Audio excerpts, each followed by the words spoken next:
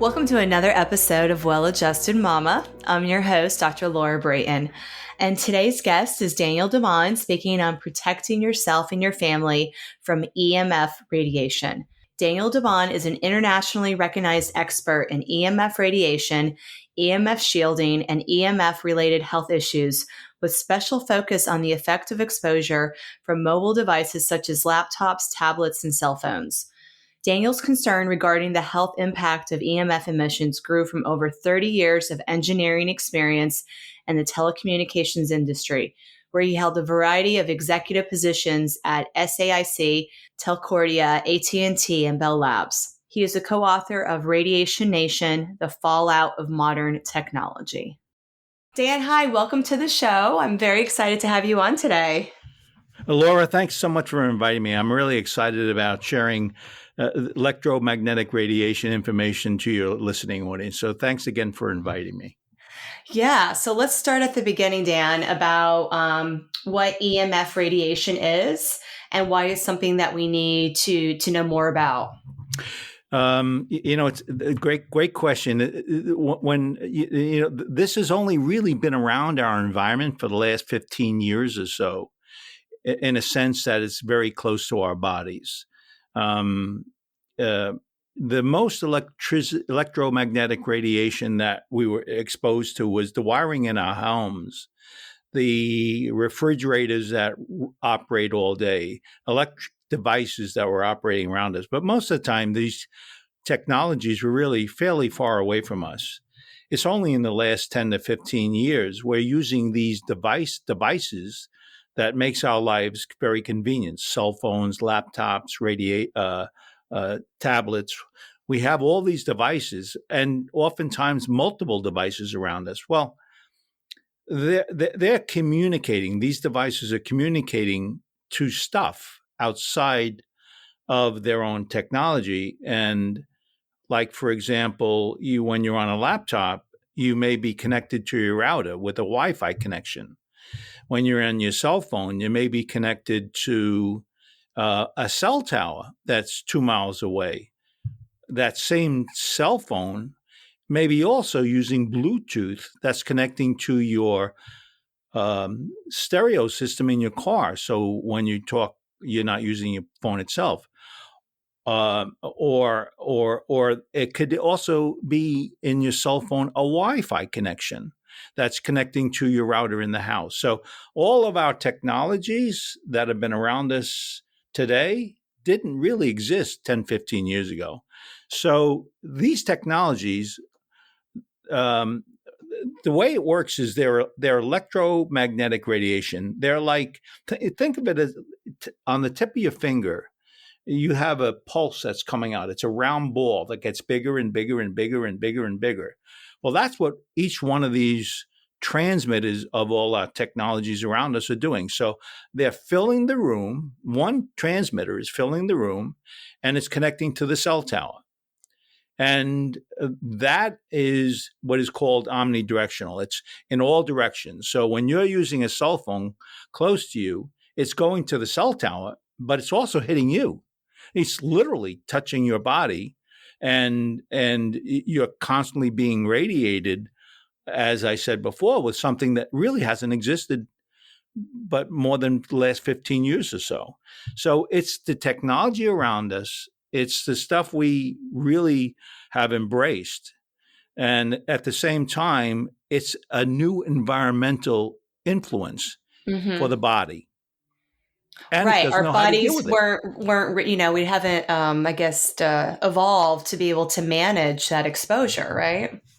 Dr. Laura, that's exactly right. It's like the body doesn't know what to do with it. So in some cases, we see symptoms with one set of people and then a very different set with another set.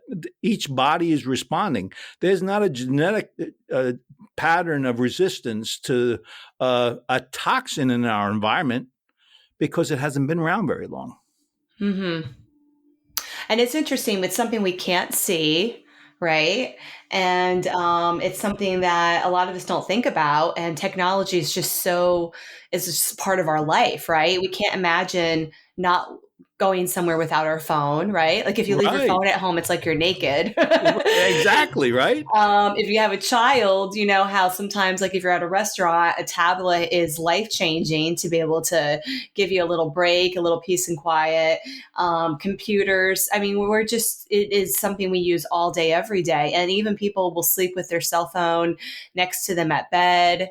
They have their smartwatch that they sleep with to monitor their sleep. So the exposure is 24/7. Absolutely. And we're going to talk about sleep because that's a sanctuary and that's a subject everyone should know about. I'd like to also go back a tiny bit when we were talking about the sources. You were saying you can't see it. Well, it's also true you can't smell it. And you can't see it. So all of our senses are really not attuned to the physical waves that are around you. Right. So it is physical, but we need like a spidey sense to pick it up. Right, exactly. Except for sunlight. Sunlight is actually electromagnetic radiation, and of course, sunlight is so important to our health. But there is a monitor in front of us. There's a tablet that has a monitor, and they're emitting visible electromagnetic radiation, but very high intensity electromagnetic radiation. And some of you may have heard that the blue light part of those emissions can be damaging as well. And so you have to be aware of those things as well, because that will affect your sleep, believe it or not. Yes. Can you talk a little bit how that does impact sleep? Yeah, I will. When you go outside, you're awake because there's sunlight. When you go into your cave at night, where there's no light, what's happening? Your body's evolving; it's changing, and there's a process that's occurring, that's changing within the body to turn on melatonin. The melatonin itself is actually being created as a result of lack of light. So when you're sitting in front of a monitor and there's the blue component of that signal going into your eye, the eye, in the back of the eye, there's a tiny little switch. There's a cryptochrome protein, actually, that is behind the eye. And it's the little switch that turns on and off the melatonin. So if you're looking at this at 11 o'clock at night and you've decided to go to sleep, the little switch didn't go on, so you don't have melatonin. All of a sudden, there's a disruption of your sleep pattern. That's not a good thing. Right. No. All because of the visible light. Right. So the visible light confuses our natural circadian rhythm to not tell our body when to produce melatonin, which helps us sleep. Absolutely. And by the way, the impact can be very broad. If you've disrupted your circadian rhythm, particularly around the recovery of the body from the day, you have a recovery of the mitochondrial function. It's during the day that you're using that function, and at night you're in repair. So when you start mucking around with your sleep cycle, you're also mucking around with recovery cycles and everything else that's part of your body. Yeah, the recovery and the healing of the body occurs while we sleep. Yeah, exactly. So, in fact, I'll get to the heart of the challenge. When you're in bed at night, you do not want to have that external influence around your body, whether they be the tablet and the blue light, or the cell phone on the side desk or the side table nightstand. next to your bed. Yeah, the nightstand next to your bed. That is influencing literally the brain pattern. and the body function. Believe it or not, it's suppressing your immune. Electromagnetic radiation, Dr. Ollie Johansson actually is the author of this recently, where it's literally suppressing immune as well. So there's a whole bunch of stuff going on when you have all these technologies around you.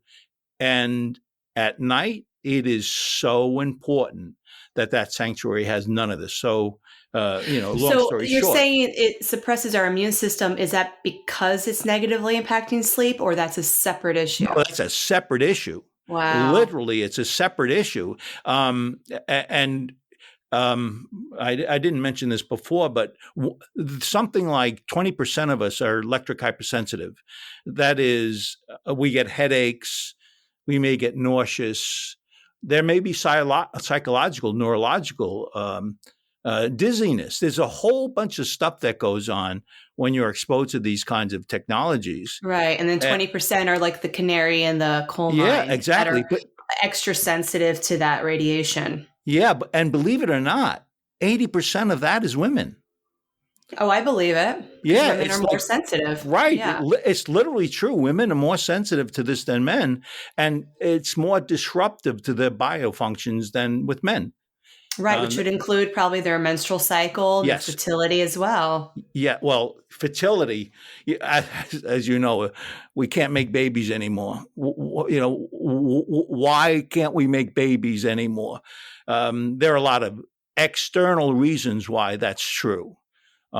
There's a lot of toxins in our environment that didn't exist. Epigenetic factors. Absolutely. Well, it also turns out that there's like 20, 30 studies that talk about in vitro influence of electromagnetic radiation to ADHD, to many very, very serious body responses to this that didn't exist before, including you can't make babies. After about 25% of a laptop on your lap, the 25% of the male sperm is immobile. There's also equivalent functions that occur with the female because it's soft tissue. And so there's clearly biological influences. But what people don't realize is that the radiation from your laptop or your cell phones when you have it in your back pocket of your pants, it is literally influencing the womb. And Dr. Powell is a biochemist who talks about the damage to the DNA cell of an egg of a female, and that egg of that 12-year-old evolves. She has a child, and there could be mutated DNA as a result of that cell phone, and that is actually something that's more and more being realized, is that when you have a cell phone close to your body like that, it does influence very important parts of the body. It's also true. There was a study in San Francisco a few years ago where a doctor actually gave meters to women in their first trimester. And they went out and they measured their environment and everywhere they went. The bottom line of the study was that every time there was a concentration of excess electromagnetic radiation, there was 3 times more likely a miscarriage in the first trimester. So it was like there is some evidence that says it's pretty serious and growing evidence that's reinforcing that. So you don't want a cell phone in your back pocket, whether you're a child or an adult. Right. Or your front pocket. Or your front pocket. Or your bra, right? Women or your bra. Women put their and doctor, I went and I have cancer right on my breast, just right where I put my cell phone. Surprise, surprise. Right. We hear about people with these rare brain tumors. And they're the ones who've had the cell phone against their head all the time. They're always on the phone. And they had it. This is also before I think the AirPods got popular. So people were doing more of the phone directly against their head. And now I think it's such a blessing that we can do something like, what about an AirPod? That's what I try to use when I'm talking on the phone. or Bluetooth in my car? I mean, I know I still have some exposure, but isn't it minimized? It's less. Yeah. Let's talk a little bit about the frontal lobe. It turns out that when you have electromagnetic exposure like that, it can influence and will influence a cell in the frontal lobe, by and large because it's the softest tissue. The standards are by the U.S. They worry and get concerned about the thermal impact of that radiation. The standard allows your area around the cell phone to increase thermally by 2 degrees. They do not talk about the biological impacts. The standard is, just so you know, is 1.6 watts per kilogram. That is a fairly low powered signal, but that signal was designed based on 6-foot males. Oh. And that 6-foot male, that signal can go into that male 1 to 2 inches. It was a standard that was created 30 some odd years ago. You mean if the phone is next to his body, it can penetrate, you said, 1 to 2 inches? Yes, exactly. So why is that important? Well, it represents about 3% of the population. It represents use that was 30 some odd years ago for cell phones. And as we talked about before, it's 10 to 15 years that we have it close to our bodies. And we have 6-year-olds using cell phones fairly regularly. And that signal, because of the premature growth and the softest tissue around the cell phone, it goes right through their heads. So when you have a child using a cell phone that's 6 years old, it's not going in 2 inches. It's going right through their head. Oh my God, that's so scary. It is. And what's scary is, Dr. Laura, we really ultimately haven't had enough experience to know what the ultimate impact will be. Right. It's too early to say. Right. But man, you should be careful about that.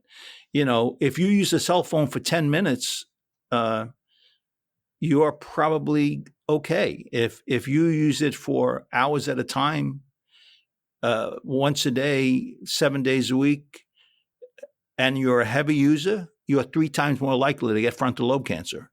So it's not like there's no impact. We know there are, but we're continuously learning more and more as we go on.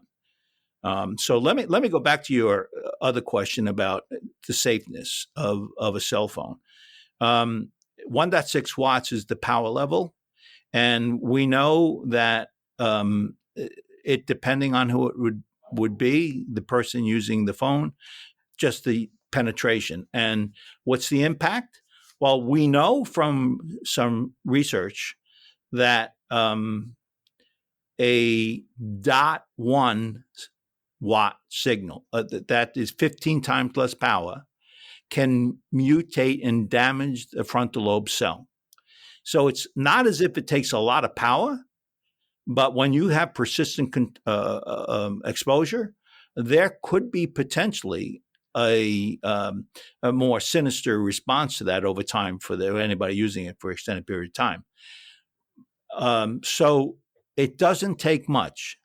What's interesting about that, by the way, Dr. Laura, we're not really that concerned about the frontal lobe brain cancer. All that, by the way, has been growing 2% per year, compounding every year for the last 10 years.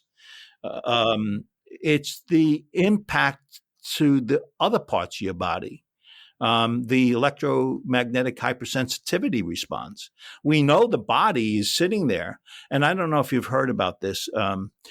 Some experts refer to it as oxidative stress, which is how the body reacts to all external stimulus. And that's where there's an imbalance of free radicals and antioxidants in the body. That does not describe, in my personal opinion, what the real concerns are. Well, we know from study work that's been recently done that the cell actually, the cell is has a very fundamental response to the environment it's in, and they call it cell danger response. Anytime there's a interaction with a electromagnetic radiation, chemicals, physical, bio threats of any sort, the cell responds to that, and it shuts down to some extent, doesn't generate the proteins it needs, doesn't do a lot of things it should be. It's sort of like when you go outside and you have pollen and you can't breathe. When you come back in, your body's having a response. That's a very fundamental body response. And there's a histamine that's occurring. The body's basically saying, I'm going to go protect myself from this. And the way I'm going to do it is by swelling my nasal passage. It's a very fundamental response. Well, that's what's happening with the rest of the body when you're exposed to electromagnetic radiation. You're actually disrupting the body function, and it does have potential impact at the weirdest places, and so. What I was hearing from you is that the tissues that are the softest are the most yes. at risk for damage, cellular yes. damage. Yep. So, and probably also more external as well, right? So, brain is at least kind of behind the skull. There's a little protection there, but like the thyroid, the ovaries. Oh, yes, absolutely. No problem. But Dr. Laura, I think you brought up an interesting point. There's a blood-brain barrier in the brain, right? Yeah, right. And that's a protective shield. And I mentioned to you, Dr. Ali's work is about how you are immune suppressed. Well, it's also true that the blood-brain barrier is affected as well. In fact, some physicians consider it a concussion-like symptoms when they have patients that come in. And it's because the blood-brain barrier is dropping and exposing more of the soft tissue to the signals themselves, particularly when it's close by. Wow. And then that means other chemicals in the body are also Yes. able to get into the brain. Absolutely. Oh my gosh, that's really scary. And think of this, because now we're on this path of what happens to the body. Well, when you're immune suppressed, you often find hypersensitive have gut problems. Uh-huh. Leaky gut. Leaky gut, biome, imbalance. You have what do they call it? You have some of the Def C is one example of a virus that actually increases in volume where it shouldn't be and can be very lethal. So we know that there seems to be correlation between the suppression of the body from these kinds of things with other body functions, not just the brain, but the heart, the gut. And you really have to sort of be aware that these kinds of things may happen. But if you're aware of these things, it actually is not a big deal if you deal with it and understand your environment. Okay, so how do we deal with it? Technology is not going away. Right. And most of us don't live off the grid out in the woods. So how do we kind of protect ourselves despite our environment and despite our need, actually our dependency on technology? 10 years ago, a little over 10 years ago, my sons were visiting me, and they're adult men, and they had their laptops on their laps 3 or 4 hours. And my wife said that can't be good. I want grandchildren.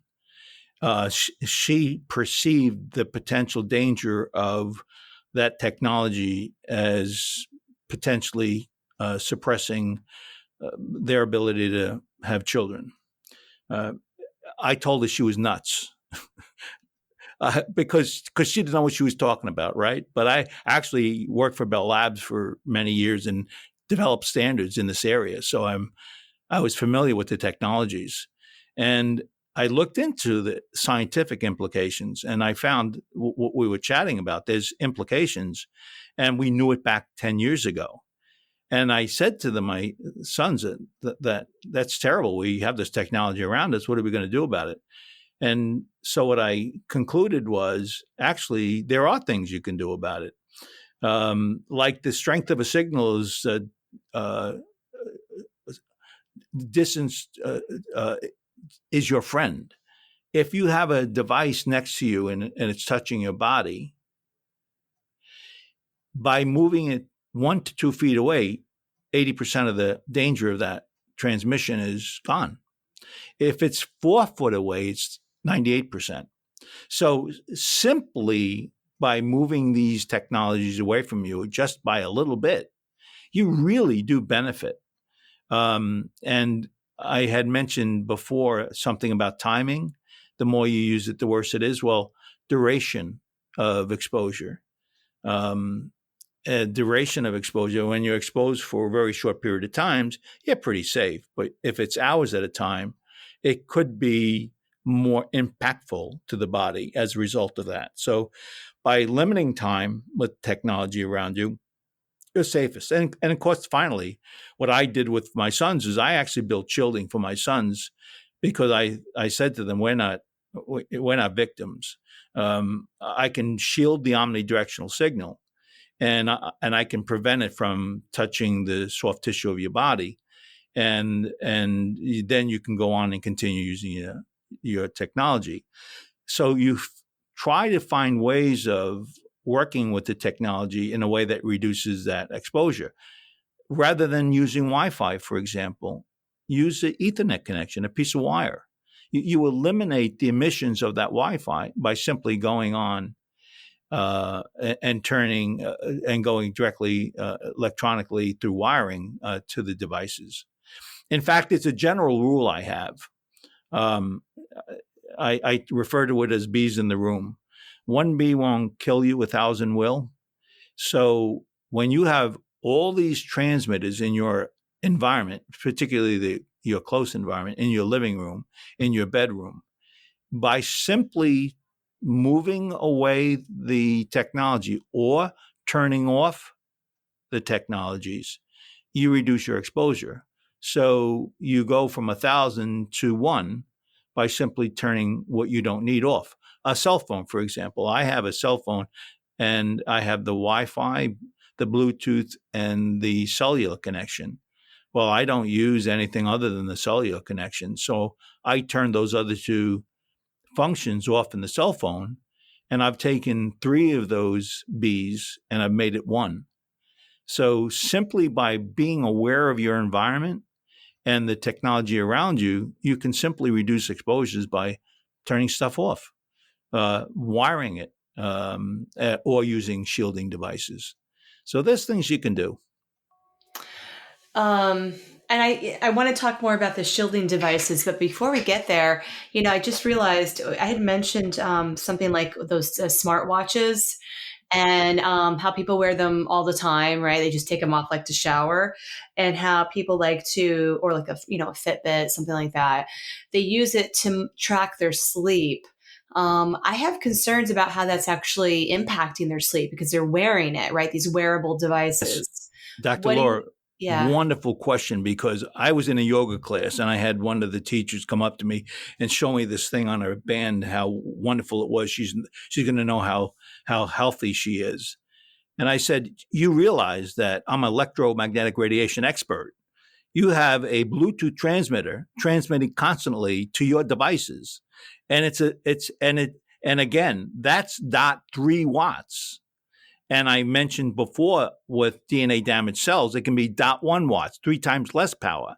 So I said, you do not want that around your body all day. You do not want it. There's benefits, but unfortunately, there are negative downsides to it because of the way they're transmitting all the time.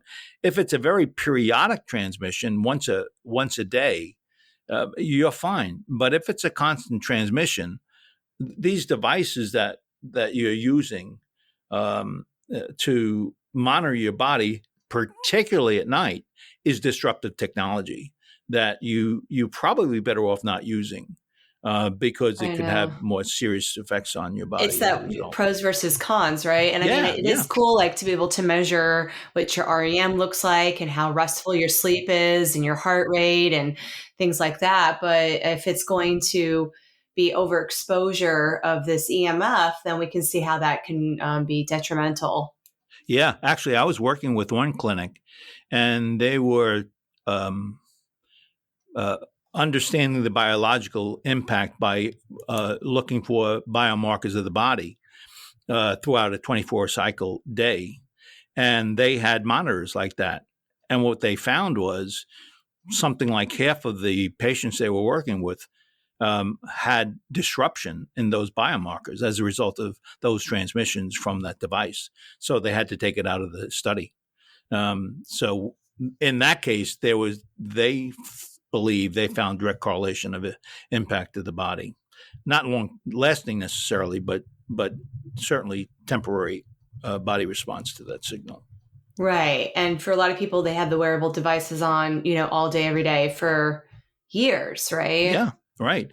And that's actually something we should chat about. If you're electric hypersensitive this year, you're more likely next year to have it more severe. The trends over time to get worse, not better. So you really, when you sort of figure out that this stuff may be bothering you, or you want to be conservative, and you want a conservative principle about what you do with technology, you may want to think about avoiding these kinds of things for that reason. Right. And there's a lot of moms listening. And, we even know, like myself, I have a toddler, and, there's times that the tablet is our go to just to like get through a dinner or something Right. like that. Right. Yeah. So, what's a good way to protect, my son's growing, developing body from this EMF? You triggered something in my mind when you mentioned that. People put in their crib, near the cribs, these devices that monitor the child. These are Right. Wi-Fi transmitters that are close to the child's head and transmitting 24 hours a day. So that is not necessarily a good thing for that child at that time. So, what if it's like a few feet away from the crib, something like that? I was talking about before about when you have a device 4 foot away, you're 98% except for when you sleep. I really, Uh, really do encourage there to be at minimum 10 feet, but certainly if you can do it, outside the space in another right. room. You I do keep my not want cell to be phone in around the it. bathroom because I don't want it on my nightstand. My husband keeps his on his nightstand, which drives me nuts. I gotta have him listen to this Dr. Laura, episode. I actually had, I was talking with this really, really bright lady, and it was during a podcast. And I said, you really have to consider your bedroom a sanctuary and get everything out of it, to make sure you have a pattern of sleep that's good for health. And she was very nice to me, thanking me for all the insight I was offering her. She didn't believe a word I said.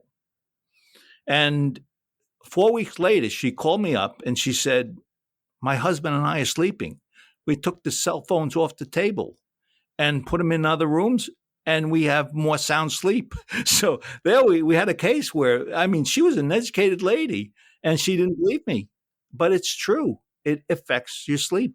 It does. And ever since I had my son, I was using my cell phone for my alarm clock pre-child, and now I don't need an alarm clock because I have a child. So I was like, I realized, a clock, right? yeah, and yeah, if you do need an alarm clock, you certainly can get an old-fashioned one that doesn't have EMF, right? But my husband's like, oh, I need my cell phone. I need it. It's like a crutch.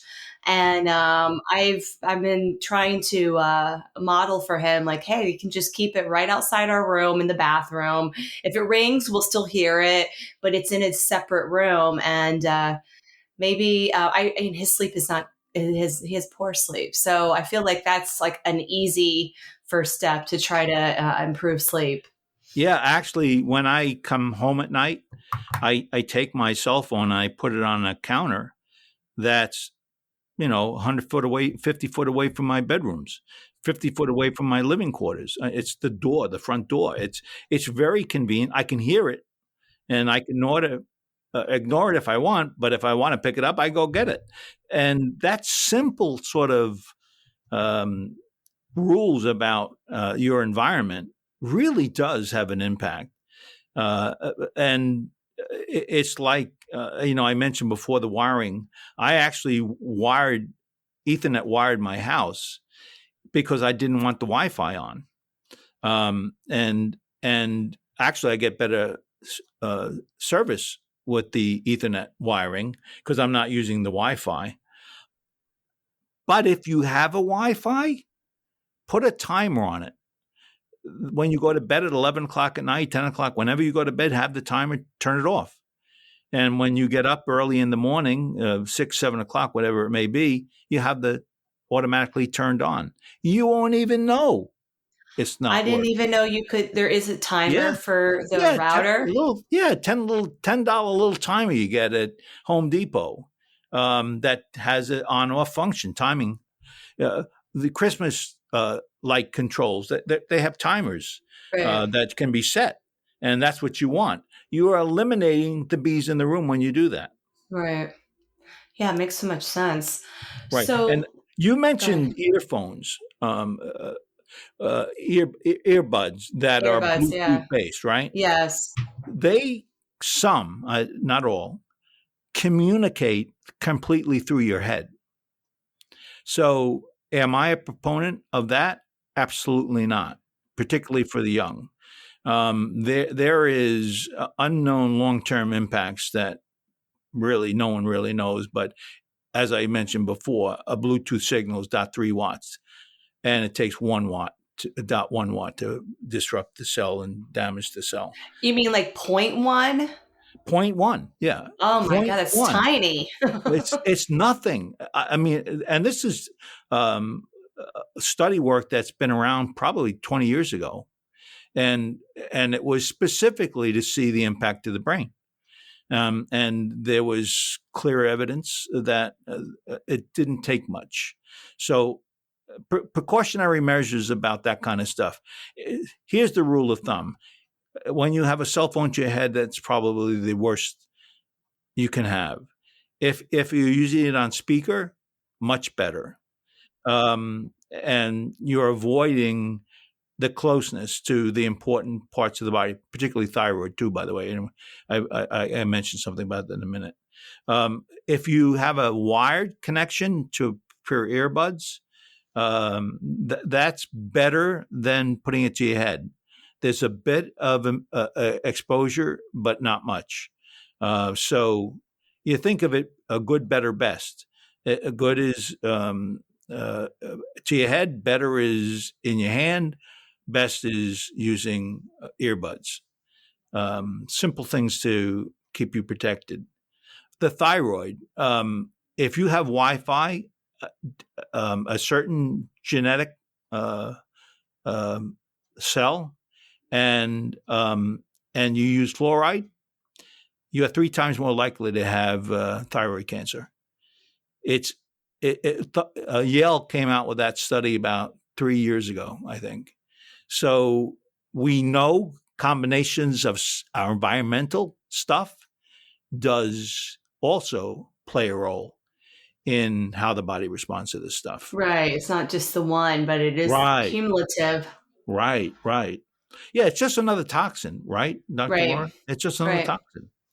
Let's talk about shielding devices. I mean, there's so much out there. It can be confusing about what it is, if it's legit. My husband's a little skeptical about that stuff. I have some things in our home that I plug in to the outlet. He thinks it's a scam. Yeah, well, this is a topic that is hard to talk about because there's a gamut of offerings. Some that defy physics. It doesn't exist in physics, and they claim it does. To others that talk about it as effective and understand physics. So it's really hard to tell. When you talk about wall stuff, like you just mentioned, they actually may work for extremely low frequency emissions, but not for radio frequency emissions, the stuff we talked about from all our devices. So there's this false perception that we are safe. The reality of it is it only does one, not the other. There's some What's the stuff that, difference? I'm confused by that. yeah, and I don't think I explained that. Remember, we started off by talking about refrigerators and Yes. wiring in the wall. That's Yeah. extremely low frequency emissions. Oh, okay. Anything that uses electricity generates a byproduct of electromagnetic radiation, but it's on the very low side of the spectrum. That's why they call it extremely low frequency. The other stuff we talked about, the cell tower connections or Wi-Fi, that's all radio frequency. And for those who want to have a calibration, a microwave oven works at 2.3 watts, 2.3 gigahertz. A Wi-Fi works at 2.4 gigahertz. It's virtually the same signal. The difference is in the microwave oven, the power levels are 1,000 times higher than a cell phone. But think about what the 2.4, 2.3 gigahertz is doing. It's actually heating the water of the cells and oscillating the cells. So when I talk about thermal impact, not biological, it's because it's a microwave. That's what it does. You put something in a microwave oven and you push go and it oscillates the cells and cooks the meat. Well, that's what it does when it hits your head, but at much lower levels. So it's a microwave signal. Oh, geez. So we're like microwaving our body. Literally. And as we talked in the very beginning, the body just doesn't know what to do with it. Right. It really just doesn't know what to do with it. It's been around so shortly. Huh. All right. So how do we talk? Let's talk about shielding. Like, how do we shield ourselves if we are going to use our cell phone and tablet and laptop? So, I often like to say that, we've talked about some rules about distance and time, duration, how you configure stuff. If you were to be diligent about that, by and large, you're pretty safe. And so you wouldn't be worried about or concerned about the health dangers to your body if you had a good practice about the technology you use. If you choose to use a cell phone to your head, which, by the way, I do, you want to be able to make sure you shield it. You want to make sure that the omnidirectional signal can only go out to the cell tower, but not through your head. That's what a shield does. And so there are some technologies that offer that. And those are pretty sound technologies when you shield it. Some of these other things that they put a tiny little device in the corner of the bottom of the cell phone, or they have another device in the room that says you're protected. By and large, those are more suspicious because of those kinds of claims. Yeah, like a little circle that you stick on the back of your phone. That's not going to do it. Right. Well, no. Well, you think about. Look, I don't want to suggest that there's no fancy technology that's evolved that I don't know about that's being applied, but by and large, I'm pretty familiar with the technologies. And if there's something you want to look at as a possible buy, look and see what independent laboratory testing they've done. And if you can show through evidence that it does work, then that will be a better way of ensuring the product you're buying, it works. One thing I don't like, Dr. Laura, is there are devices out there that talk about the proof that something works is looking at the congestion of red blood cells or heart variant. Those are transient response the body has and are considered indirect response. you're not worried so much about that as you are the long-term response. And so when you're looking at the research work that sort of substantiates the claim, be careful of indirect descriptions of success or how it operates, because those are transient typically. And laboratory studies of independence that you want to look for were clear and evident transport known signals and the absence of those signals. And so you, as a precautionary measure, simply try to find evidence that it works.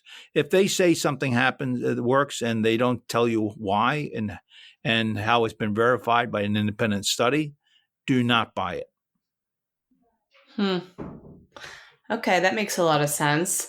And it sounds like really the technology that is been proven is an actual physical barrier that goes on your phone, for example, or whatever device you're using, mobile device, and you're still going to be able to get your phone will still work because it's connect. I guess I don't understand. You're just saying the side that's close to your body is protected, and then the side that's going out to the cell tower is open. Yes, that's exactly right, Dr. Laura. And so it doesn't diminish your cell reception or anything like that. You're not modifying the signal in any way or disrupting that transmission in any way. You're really literally doing nothing except stopping the signal from where you don't want it to go. And so what does the research show how that protects our body from cancer, fertility, some of the other health issues you mentioned? That's a good question. It turns out that you're not concluding with a shield that there's an adjustment to the percent cancer rate as a result of that use. What you're saying is that you're eliminating the signal completely, irrespective of the body that you're testing. So you're not making claims like that. You're making claims that says nothing can go through, and it is not the source of your emission problem if you get a cancer or not. So it's almost, is this true that you could say that it's like it's almost like you're not using a cell phone when you have a shield on it, even though you are? Exactly. That's exactly what you're doing. You're eliminating that as a potential completely. Some do it better than others. Many do it, up to 60, 80%, and then some do it up to 100%. Oh, right. So that percentage makes a difference too. It really does. That sort of gives you an idea of caliber of a design, is what percent are you actually shielding? Right. So one last question I have for you. Sure. Can you explain what 5G is and why we need to be talking about that? Okay, so I'd love to. We have danced around the standard a little bit, the 1.6 watts per kilogram. What we haven't talked about is that what is the power levels to what transmission that's occurring. So 30, 40 years ago, we had the first time a cell phone was created. So we call it the first generation. And that was an analog signal at that time. And then we had another generation called second, up to the fourth generation. Every time it changed, it evolved the way the transmission was occurring, the way the voice was being captured and the way it was being disseminated at the far end.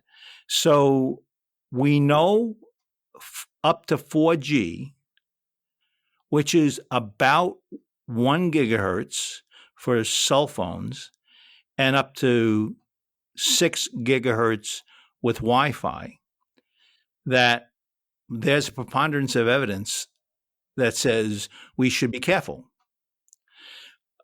because we know there are biological impacts and we should be concerned about that.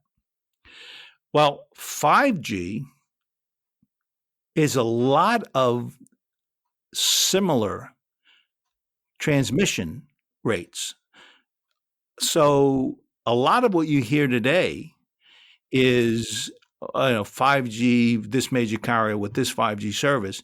It's really about 3.4 gigahertz, 3.6 gigahertz, 900 megahertz, stuff that's been around all along that they're deploying in a bigger, more comprehensive infrastructure.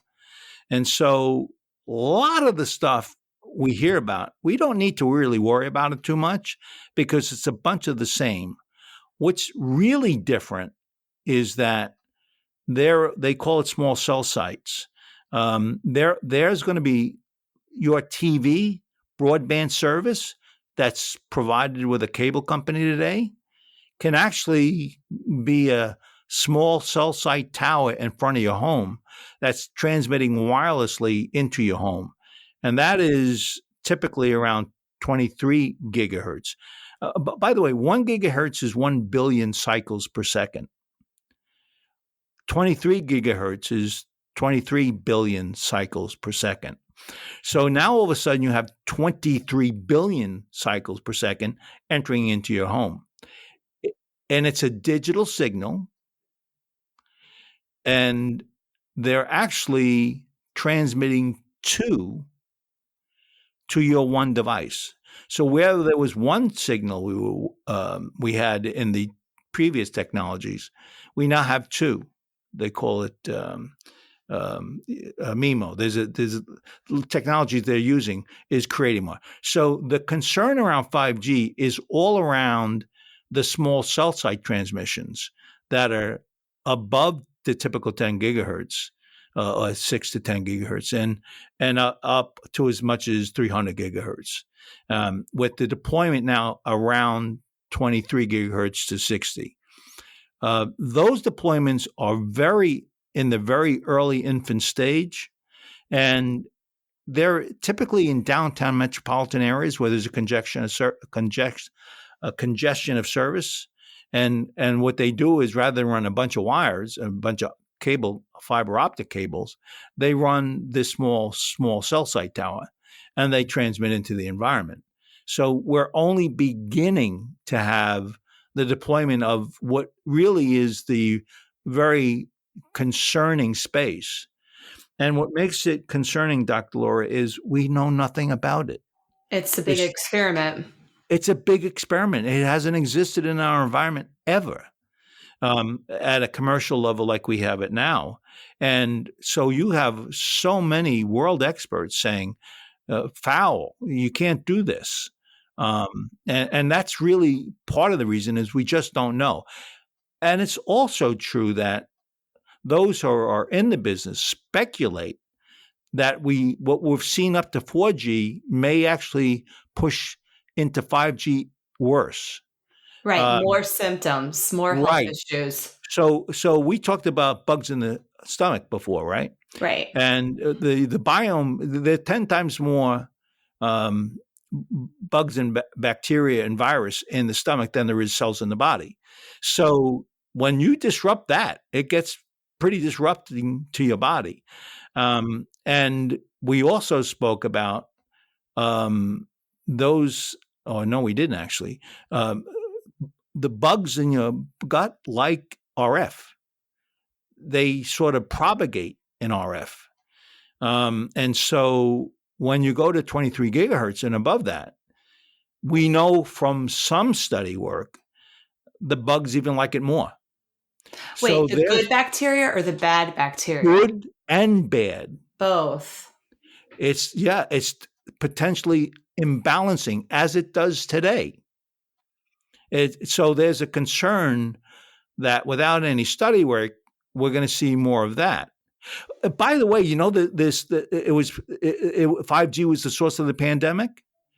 That's why, literally, that's why, Dr. Laura, some MD was trying to explain that a virus was stimulated in the gut. And that's what the source was. But the guy was a moron.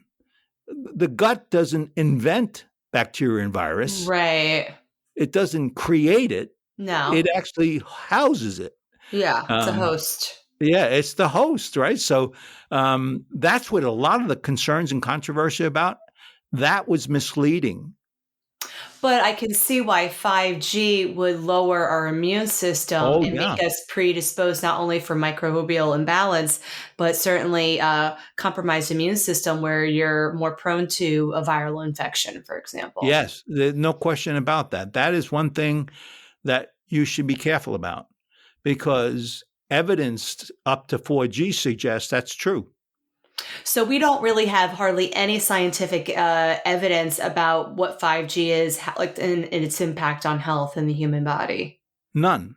Oh my gosh. Absolutely I would none. say that I've, in the alternative health world, there's a lot of outcries because people in general are more sensitive. Their bodies are more sensitive. They're more in tune to their environment and how it impacts their body, and including children. And this people are like, I am not feeling well with this 5G. Yeah. And they really do feel it. Yeah. There's no question. And we didn't talk about this, but I did infer it before. When you talk about the frontal lobe exposures to these kinds of things, and then we call it electromagnetic radiation, I didn't talk about what was going on. Well, it turns out that we see in electric hypersensitive that the brain pattern at night should be the brain pattern of the day. So when you're walking around where there should be alpha, it's beta, and vice versa. So we find it's disrupting not just the cell itself, but the function the brain The brain waves. is the brain waves literally that we use in our pattern. And when you go to sleep at night and you have this influence, you're never going to sleep right. You never go into sleep. You're never going to go through that. So we know these kinds of things are potentially possible. With 5G, I mentioned before that bees in a room, right? Well, 5G is killer bees in the room. They're probably going to be worse than currently what we have. No one really knows. So everything you hear about is a speculative. But I certainly don't think it's out of the realm of reasonable to say it's the killer bee. Oh, that's so scary. It is. Well, I am so happy that you took the time to come on the show today and share your passion for this topic and wisdom. And now I'm hoping that the families listening are going to feel better prepared of how we can be proactive in limiting your exposure and your family's exposure to EMF. Yes. Yeah, we did have a chance to talk a lot of different things about this subject matter. And I truly, truly believe old men, you don't need to worry about them understanding this stuff. It's the moms. Yes. It's the moms that need to understand this stuff because it's the Yes. children being affected. Right. And children are going to be even more exposed to technology than ever before, right? Like it's just part Right. of their education now. So we need to, as moms, know what we need to do to keep our children safe. Right. And I always say we are the architect of our own destiny when it comes to these kinds of things. We are the one that control our environment. You're not going to open up a can of gas in the middle of the living room while you're watching TV. Why? Because those are multiple chemical sensitivity can occur with volatile organic compounds in the air. It's a toxin in the air. No different, by the way, with the WHO, World Health Organization, believes that those fumes are exactly the same kind of toxin as electromagnetic radiation. It's a possible carcinogenic. Right. Yeah, it is. Well, Dan, once again, thank you so much for coming on today, and I really appreciate it. Thank you so much. Have a good day. Wow, I certainly learned a lot from Daniel today on EMF and how it's impacting our health and specifically the health of our growing and developing children. If you want to learn more about products that are #1 rated EMF radiation shielding, check out Daniel's website at DefenderShield so you can learn better how to protect yourself and your family.